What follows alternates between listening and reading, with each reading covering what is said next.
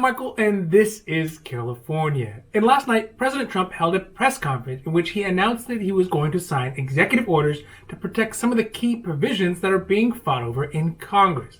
He announced that his executive order would extend unemployment benefits until the end of the year, allow businesses to defer payroll taxes, allow student loans to be deferred with the interest forgiven, and extend the moratorium on evictions. This apparent sidestep of Congress and the legislative process is a risky move to try to intervene in the stalemate currently in Congress and help us all limp along until Congress can get a real stimulus bill passed. So today we're going over Trump's potential executive orders and how they may affect our current situation our country is in. Now this is your 5-minute daily dose, so let's make this quick. But before we do that, if you like this information, if you find it interesting, if you find it helpful, please don't forget to like and subscribe. That way you can get updates when our newest and most informative videos become available. The most urgent stimulus provision that Trump seeks to address with his executive order is unemployment benefits.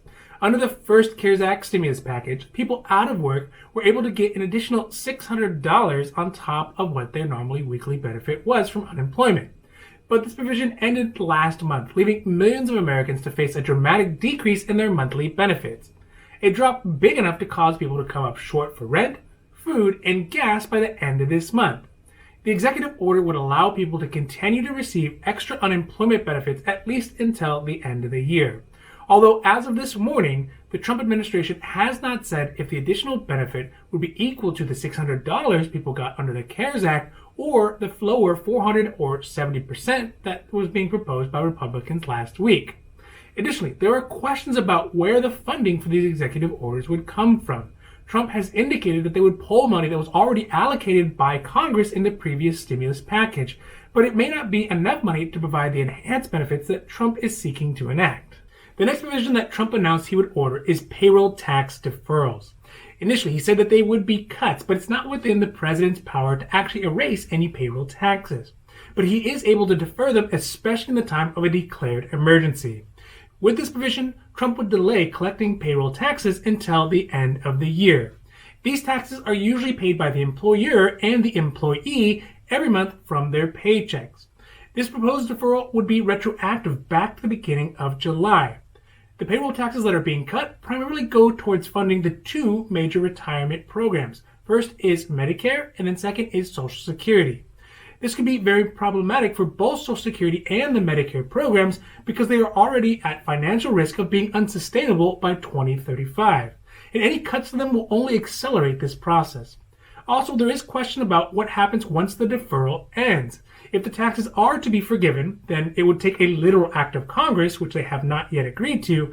But if they are not forgiven, then it will just mean that companies will have to pay the government at some point in the future, making it likely that companies would just hold on to the money instead of giving it to their employees. The two final provisions that President Trump is anticipating enacting via executive order is to extend the federal eviction moratorium and defer student loan payments for students. First, extending the federal eviction moratorium is something that the president can do, and there doesn't seem to be any opposition to this. In fact, Nancy Pelosi, the head of the House Democrats, went as far as saying that she would support Trump to do this. Also, the student loan deferral is something that would also be doable by executive order. But the tricky part is the forgiveness of the interest on those student loans that Trump said he would forgive. This could face the same problem as the unemployment benefits that would take money to do this, and Trump doesn't have the authority to make the government pay for that interest. All of this is good. Trump is really out there working for those votes, but there are some still potential problems with enacting these provisions by executive order. One is that Trump doesn't control the money. He has said that he'll be able to get the money to fund these orders, but he hasn't said where it'll come from.